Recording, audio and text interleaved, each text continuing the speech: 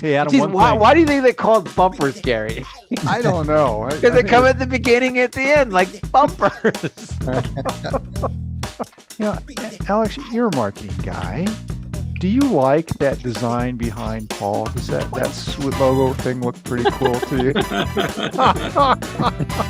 Hey, I forgot to hit the record button. Yeah, that's really professional, isn't it? Well, this is a professional podcast. I met her in a parking lot and was handed 2 little Yorkies. And the only person I knew that knew Yorkies was Paul. So I called Paul and said, Paul. Sweet Talk is a weekly 20-minute podcast brought to you by the Continuing Education and Workforce Training Division of Idaho State University's College of Technology. Find us on Apple Podcast, Spotify, and SoundCloud, and subscribe today. Now it's time to get started with Sweet Talk. Hello, everyone. Welcome back to Sweet Talk, our weekly podcast here at Idaho State University's Continuing Education and Workforce Training. I am Paul Dickey, the video instruction manager and apprenticeship coordinator here at Sweet. And as always, joining me today is Gary Salazar, our director. Gary, how are you doing today? I'm doing great, Paul. Thank you for the introduction. It's a great Friday. We're coming in on Friday, the beginning of a long 3-day weekend. So everybody around here is feeling pretty good, and I'm doing well too. You obviously are in fine form. Thank you for getting us set up on this. And also joining us is Angela Wilhelm. Angela is our marketing coordinator and an extraordinary sleuth in our media and social media and helping us do many, many things here. How are you today, Angela? I'm doing well. I'm in a different location, as some of you might notice. We have our junior firefighter camp going on today and tomorrow, so I'm off location at that event. I'm very, very excited for today's podcast. Joining us today is Kalil Azizi. He is the International Faculty and Scholar Advisor at the International Programs Office at ISU. Welcome, Kalil. Can you tell us a little bit about yourself and your position with the university? Hello, everyone. Thank you, Angie, Paul, and Gary for inviting me to this podcast. I'm very excited to be here. Like Angie said, my name is Kalil Azizi. I am the International Faculty and Scholar Advisor working in the International Programs Office at ISU. I have been in my position for almost 6 years, but I've been working for ISU since 2007. So what do you do at that department, Kalil? Do you service just the foreign students? What services do you provide them? Okay, that's a very good question.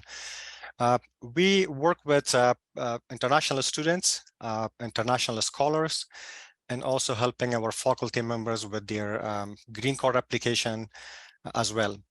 Our office is also part of the admission office.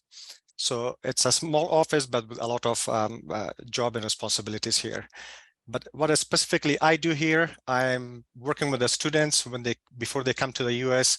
I provide them the immigration documents, process their visa application if they need help with.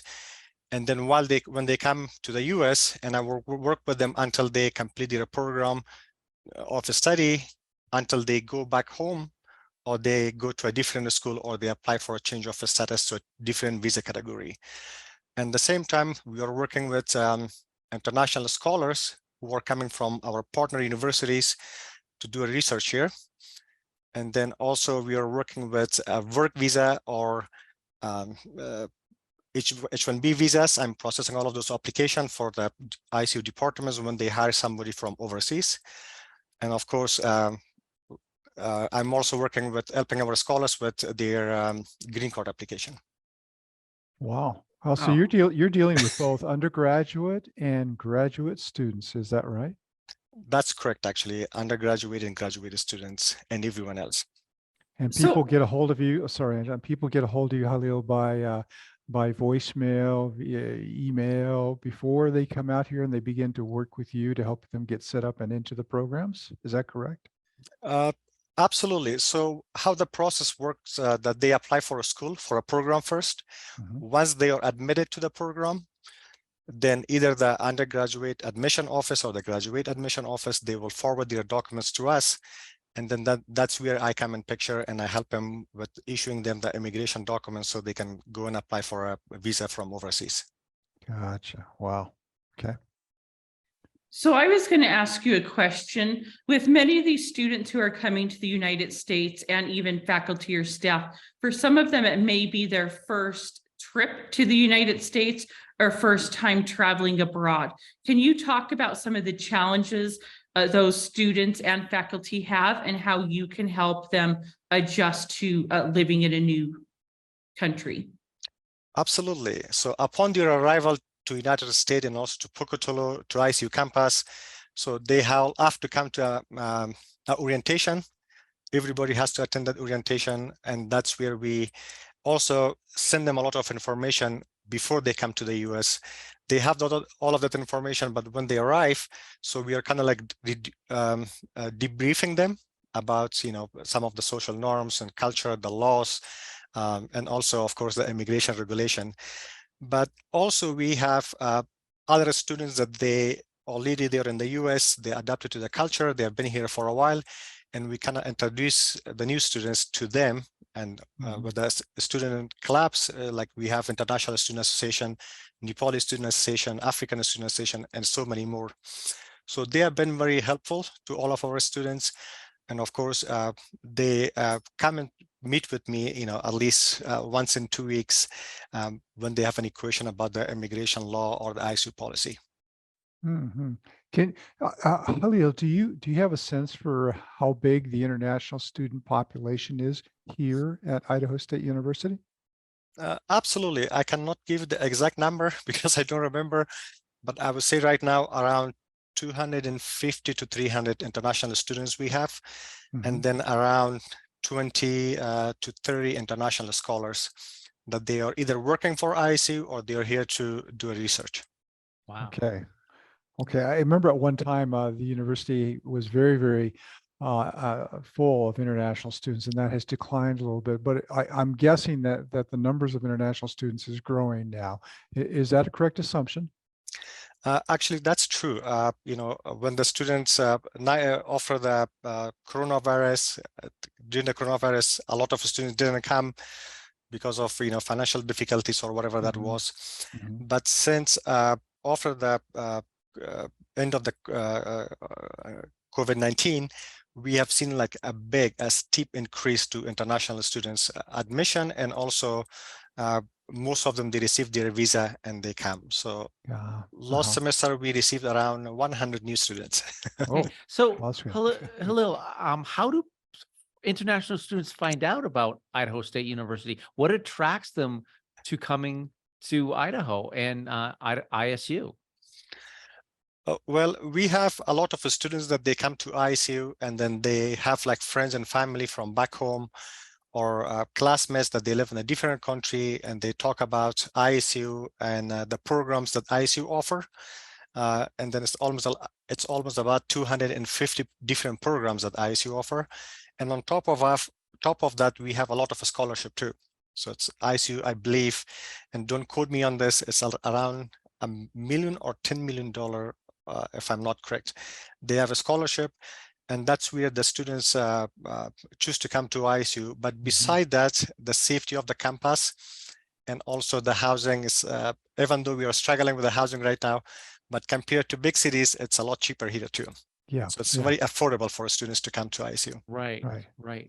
All of the students who come here, they physically come to the United States and Idaho in this university, but do we not also offer for international students any kind of online programs? Like the College of Business today has an MBA which they offer online. Couldn't international students take advantage of those? And would you be involved with that? Absolutely. For international students, one is the ISU policy, and then on the other side, we have the immigration regulation. So for undergrad students who are coming on a student visa, so they must enroll for a full-time classes. Full-time is defined as 12 credits or more. Out of the 12 credits, they can take 3 credit online classes in order for them to maintain their status. But on the other hand, for graduate student, so they are required by immigration regulation that they enroll at least for 9 credits. Sorry, guys, 9 credits. And out of that 9 credits, 1 class can be online. Okay, so for the visa requirements, they have to have a physical presence on campus in order to continue their visa. Absolutely. Okay, Absolutely. all right. Yeah. Hey, and I'm really curious here. We must have several different nationalities of students here. I was surprised one day when I was walking down a hallway and I met a student from Tonga, who was here. And some of the students, I think, come on sports scholarships. Is that right? Are you familiar with that? Yes, actually, we are working with athletic department very close. And when they want to bring a student on that scholarship, they have to go through the same process. They have to apply, and then we come in the picture, and then we help them with their immigration documents. And then if they have a full cover scholarship, then they don't have to pay anything to go to school. And that's very common, not only at ISU, but most of the universities in the US. So I have a question for you. What does the visa process look like for these international students, and how long does it typically take for them to get a visa? Okay, so the visa process is different from different country, but normally I would say just when they receive the immigration document from our office, they will apply for a visa application in their home country with the US Embassy or consulate. Once they submit their application, then they will give them then they have to schedule an appointment. And then again, like if you apply from India, there is a waiting time of like probably a year. And the same thing applies to Nepal too, because a lot of students, they want to come to the US right now. And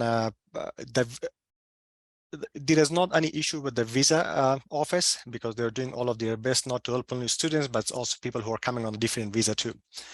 But and last year, the US embassies and consulate offices, they issued 58,000 visa only for a student visa to come to the US. Okay. Yeah, as that number increases, and then of course the waiting for the visa application takes a little bit longer time. And unfortunately, there is not a lot we can do on our side to work with the embassy. They have to go through the process. And the other part of that is basically that when they apply for a visa, and if their passport goes through a premium administrative processing, so what that means, that will delay the process of the visa for at least 3 to 4 months. Oh, wow. There's a lot of timing involved with this too. Yes. Do you have students who continually try to come to ISU, but whether it's an immigration policy or the timing's not right for a program, that it doesn't work out? Do you students continually repeat to try to come here? Yes, actually, one of our previous student that I work with very closely, so he applied for a visa 10 times, and on the 11 times he got his visa. And 11 times the charm. yes. And my personal life, actually, my sister actually right now, she applied for a visa and was denied today, and this was her 8th time. 8th time. Wow. Yeah, but still she got denied, and that was today. Goodness. So, sorry, Paul, go ahead. Well, I was wondering, when someone's denied, is there a clear indication what the denial is for? Is it sometimes just a timing frame, or sometimes there's a piece of paperwork that's missing? Do they tell you why they were denied, and that way, when you reapply, you can make any sort of correction at that time? Most of the time when they deny a student visa, they don't give any specific information to them or why that was denied, but they will give them a list of the documents that they must bring with them next time. So of course, next time when they go for a visa, there is another visa officer, with a different perspective, and they get denied again and again and again. So in terms of visa, I would say like it's very subjective. So depend on who's working that day and what mood they are in, and what situation they are in. There's a lot going on with the visa application. But in terms of timeline, most of our students, if we know that they are not, in that time frame to apply and they will receive a visa, we usually advise them to defer their admission to that next semester, so they can have enough time to apply for a visa and hopefully get a visa. Yeah. I imagine that must be disappointing to have so many attempts to get a visa and having that turned down. For those who do make it eventually, what a sense of persistence they must have, and that's a significant challenge. I've got one more question for you, Okay. Kalil. Why do students want to come to Idaho State University? Is it because of something they've heard? Is it particularly we have a specific program that they can't find? Is it they want to live in this part of the United States? What do you see as some of the major reasons students are choosing ISU? So some of the, couple of reasons that I talk about it before too, but it's the program that ISU offer to them. Office, yeah. And the fees are not very high compared to other big universities. And then the environment, the on-campus life, and then also the community. And those are some of the major things that they want to come to ISU. Mm-hmm. And Yeah. I would say around 80% of our students, when they come, they're already married and they come here with their family. Really? And that's where they choose to bring their family and feel okay with it. Okay. Wow. Also, so I know there's a lot of international clubs on campus. We help stream the Nepalese night each year. Yes. Do you help introduce them to these clubs and get, make a connection once they come on campus? Absolutely. During the orientation, when they come, we have for students, we have one day, during the orientation, we will have a half of the day. So beside the ISU orientation, we talk about immigration law and regulation, what they can and what they cannot do. And that orientation, we invite the student clubs, the presidents, so they can come and talk about their club and how they can do to help the students. That we have seen actually very useful also for the students and for clubs too. And some of the students, they come like their first time to a new city, to a new country, to a new environment, culture. So the students club also help them with finding a housing, and basic things like finding an on-campus employment, getting a social security, getting a driving license. Those are some of the things that student club help. But beside that, we are actually working with the students directly and with any question or anything that they need. Our office is kind of like a home away from home. Yeah. Yeah. At another university that I was at, we had different families who would become like a host family for our international students. I mean, is that something we have here at ISU too, where they get a chance to go, learn about the culture while they're working or living with another family here? Usually when students come on a J visa for a semester or 2 semesters, that's where they try to find like a family to live with them on campus. We also have a couple of connection with community members, and we reach out to them and they say like, we have some students, they are coming and they're looking for housing, and they will help find the housing for them. Yeah. And then one of our goals is actually to kind of like introduce the students to the community. And if we have the students living off campus with the community members, so that will help the process of integration and assimilation a lot easier for them. Sure. But we do have, it's not a very big program right now, but we are hoping that one day we will make it a bigger program so that a lot of the students and the community members be involved with it. Yes, I understand. Hey, we're getting very close to the end of our podcast, Kalil, and I don't want to miss the opportunity to allow you to put out some contact information. If there's a student or a family or somebody who has a general interest in learning more about the International Programs Office or the things that you've been talking about today, is there a best way for them to reach out to you or to contact that office? Absolutely. So I will give my cell phone number and also my email address too. Okay. So my office number is 208-282-2569. Also, my email address is Kalil, spells as K-H-A-L-I-L, and then my last name Azizi, A-Z-I-Z-I @isu.edu. And anyone is welcome to come contact me, and I will be happy to help them with whatever question they have. Excellent. One last question. When a new student comes on campus, goes through orientation, what is one of the biggest challenges that they have when they come in and they start becoming a student and going to classes? What do you find is the most common difficult challenge they come across? So when the students come and this is their first time, we go with that honeymoon circle. So they are excited for the first 3 months. People are new places they visit, the city and the education system. Everything is excited. But after 3 months, we have seen that students kind of like start missing home, their friends, their home country, and especially the food.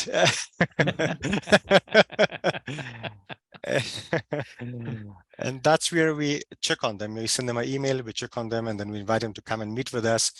And that's where we talk about the self-care and what's, from very basic thing like drinking water or exercising regularly, eat healthy food.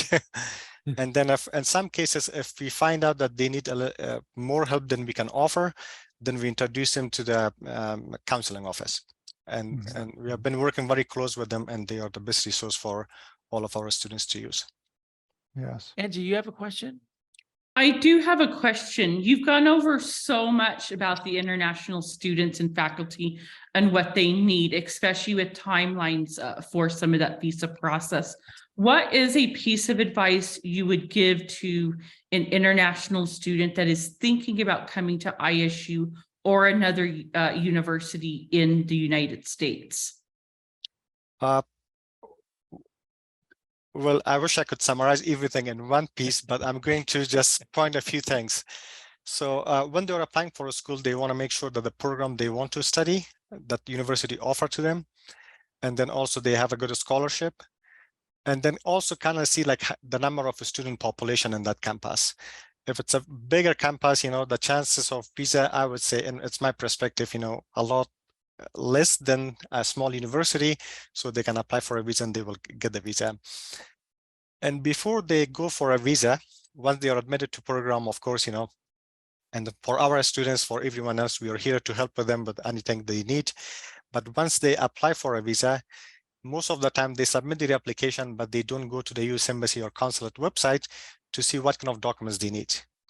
So I recommend all of the students, new income students, to when they submit their application for visa appointment, that they can go back to the US Embassy's website to collect all of the proper documents that they need. And also they can contact the US Embassy in their country to clarify some of the question may they have, or whatever that is, so that they have at least, 95% chance of getting a visa. Yeah, excellent. Good question, Angela. Thank you. And Kalil, thank you also for the tremendous responses here. Hey, Paul, we are at the end of our podcast. So I'd like to thank our guest, Kalil Azizi from our International Students Office, who's been on here today talking about international student programs, issues, concerns, and some fun stuff too. And oh my gosh, the trials and tribulations of an international student having to be persistent in applying if they want to be here. Really, really entertaining and informative. Kalil, thank you so much for joining us on Sweet Talk. And thank you again, Angela, for setting this up. Good luck with junior firefighting where you're at. Paul, we need to wrap this up. What do you think? We do need to wrap this up. Kalil, thank you so much for being on today. Really enjoyed it.